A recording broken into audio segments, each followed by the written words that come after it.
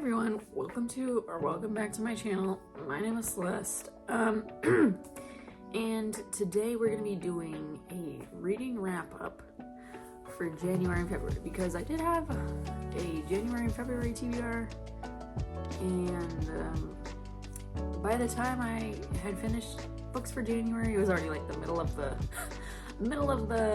month of February, so I was like, I think it's a little too late to do a January wrap-up. And so this is where this video comes in. It's gonna be a little long, so grab a drink. I got coffee. I play Overwatch, so this is my main right here. Yes, I'm a basic bitch, and I play Mercy, but you know, it's fine. I love her. Anyway.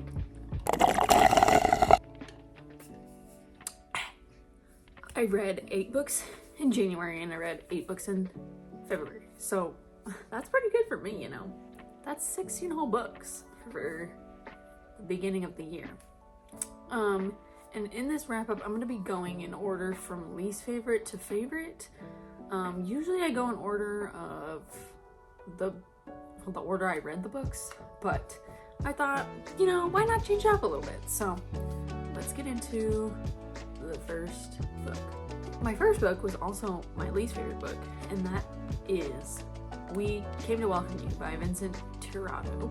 I rated this one 2.5 stars, and honestly, it was just really boring. And also not very well written.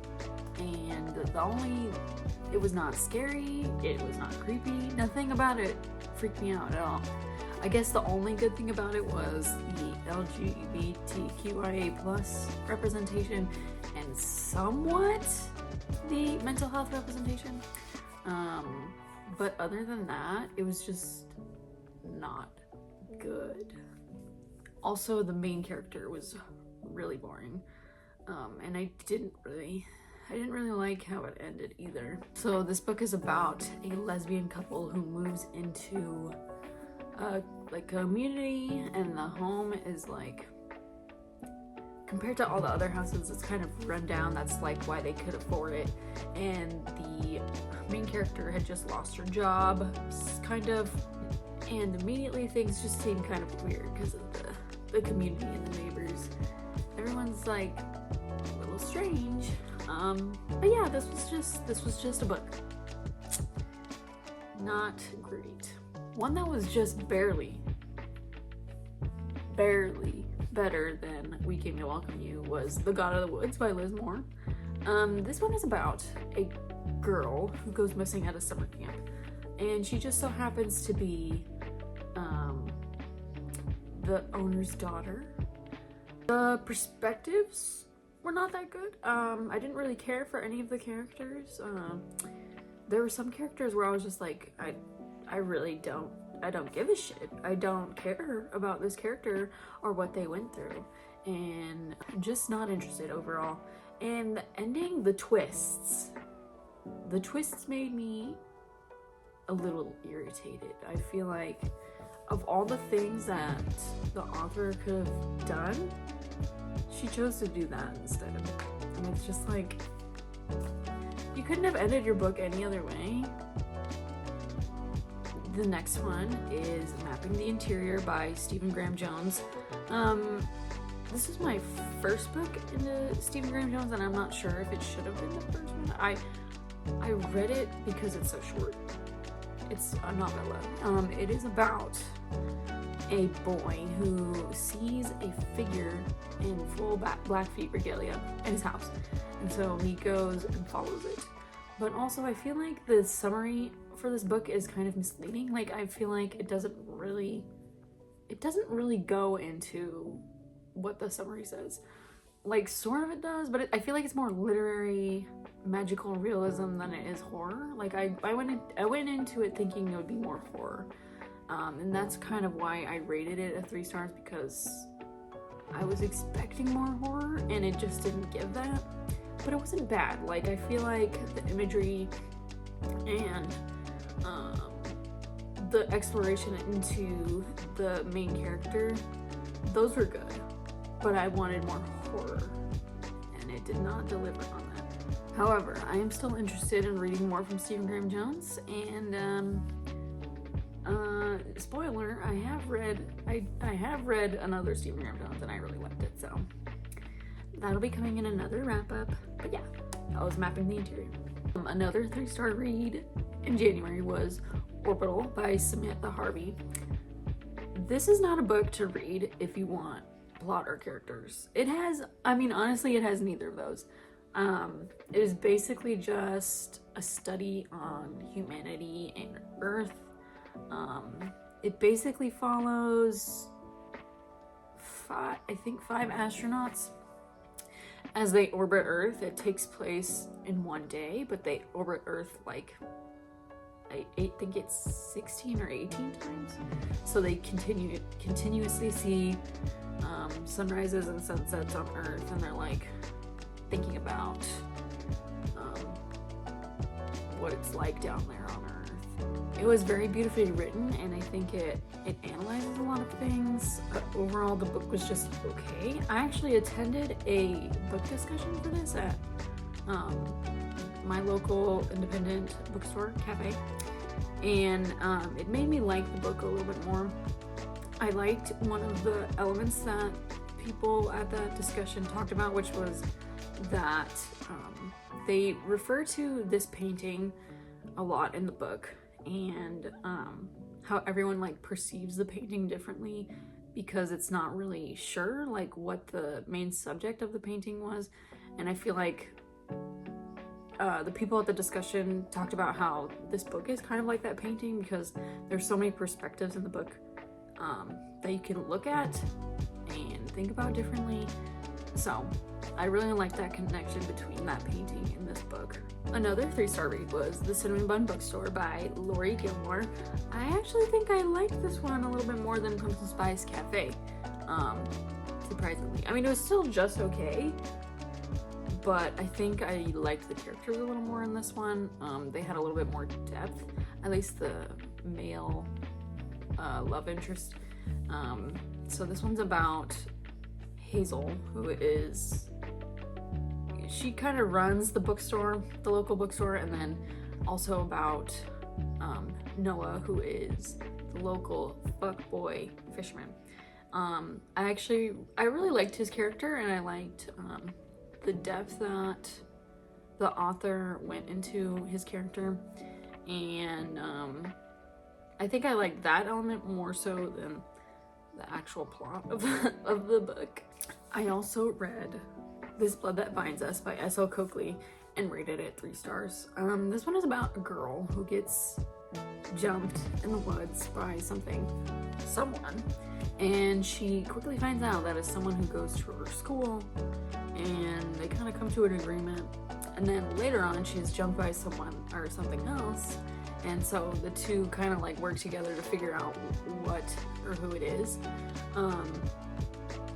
The plot wasn't really it, the writing style wasn't really it, the romance wasn't really it. Honestly, this is probably more like a 2.5 stars, but like based on vibes, I liked it more than We Came to Welcome You, so that's why it's rated higher, I guess. Also, the epilogue made me want to read the next one. Not sure if the next one's any better, probably not, but yeah, this one was just okay. Is that a running trend for this video? I think so. Next up is Into the Drowning Deep by Mira Grant. I rated this one 3.75 stars, and I did like this one quite a bit. This one follows a woman who has lost her sister to a terrible accident in the middle of the ocean, and you know the culprit? Mermaids. This is sci-fi horror, and I feel like it really delved into those genres pretty well. The sci-fi was a little heavy at times. The horror, though, was pretty good. I personally am not afraid of mermaids or what the ultimate big bad was. But the ocean, that's just terrifying.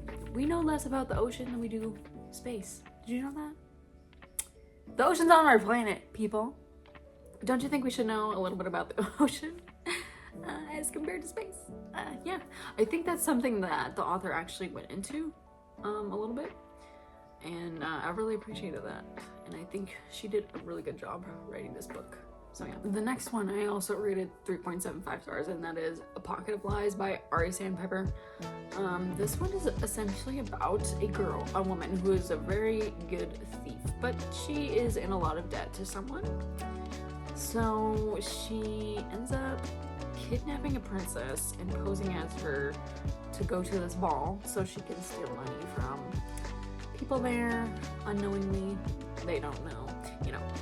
And someone comes, the love interest, and kind of ruins her plans, and she gets caught. I've been in a real romantic-y mood lately, so this one kind of scratched the itch in my brain. It was short, it was pretty well written. The main character and the love interest like barely interacted at all in this. Like, they did interact, but not like instantly falling in love with each other in it. So I really appreciate that it is very slow burn, and that it wasn't instant love, because enemies to lovers should not be instant love. Thank you. I also really enjoyed the main character's kind of unhingedness. I feel like she has a lot of things that she needs to work out and fix on herself. And yeah, I'm excited to read the next one, even though, spoiler alert again, I have already started it, and I'm like 150 pages in, so good for me. First 4-star of the year was Clockwork Angel by Cassandra Clare, and I had low expectations for Cassandra Clare because I thought she would be a lot like Sarah J Maas, and I'm glad that she is not like Sarah J Maas. I feel like her writing style is way better, and the plot was way better, and everything about it was way better than A Court of Thorns and Roses, that series. But basically, Clockwork Angel is about this girl who is kidnapped because she's trying to find her brother. And then the people that kidnap her, like, kind of tell her that she has these powers, that she can turn into other people, and she kind of learns how to control that power, and then she is ultimately saved by the Shadowhunters, and things kind of ensue from there.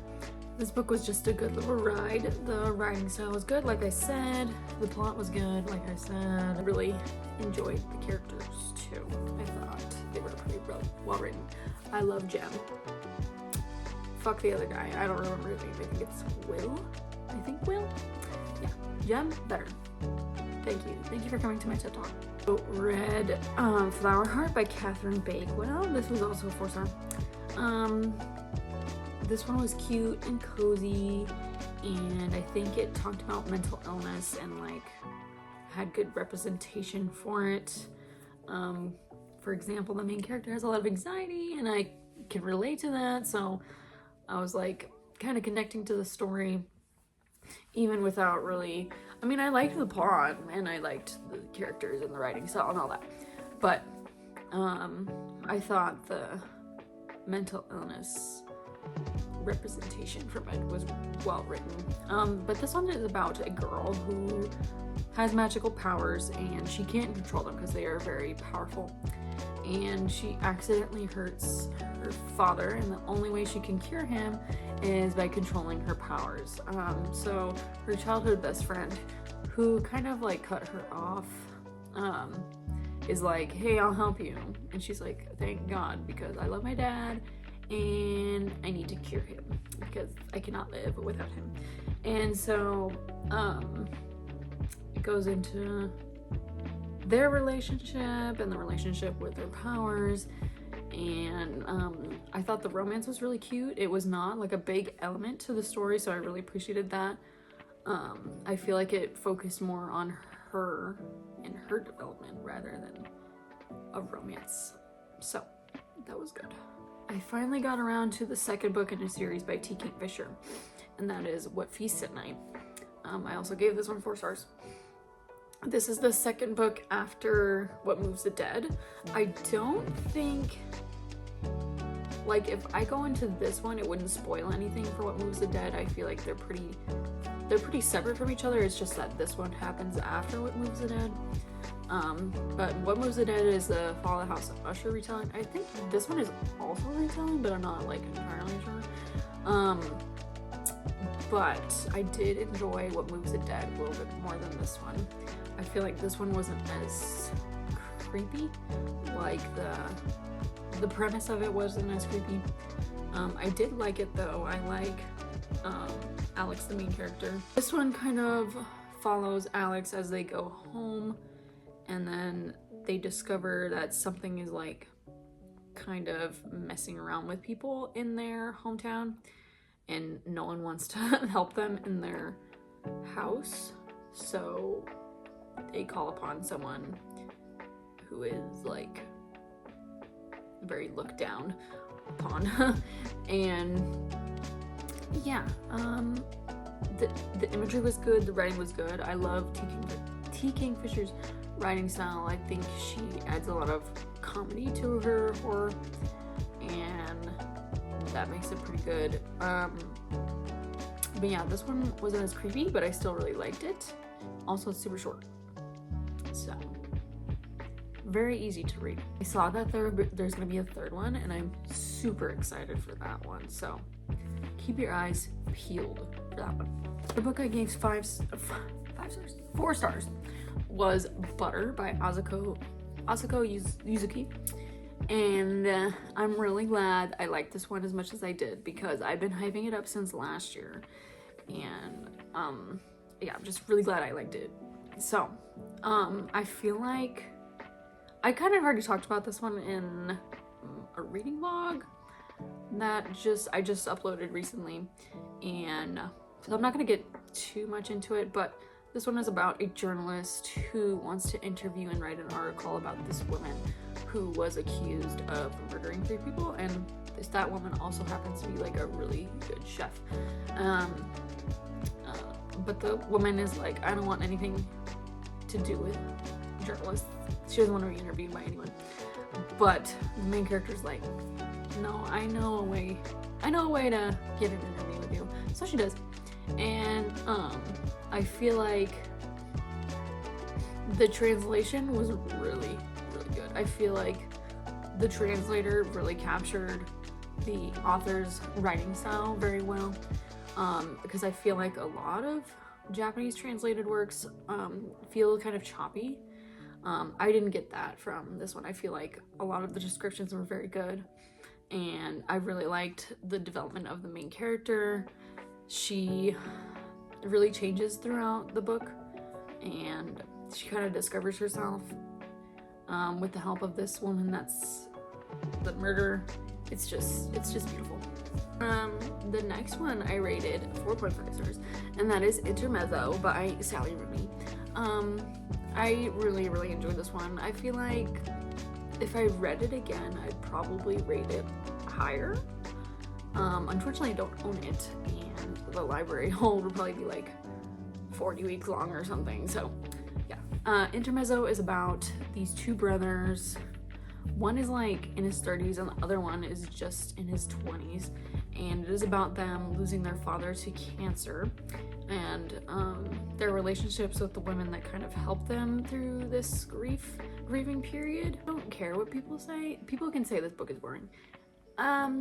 I feel like all of Sally Rooney's books are a little boring because it's mostly about the characters. There's no like real plot to them, but I just really liked the way she delved into the brothers and their relationships with these women.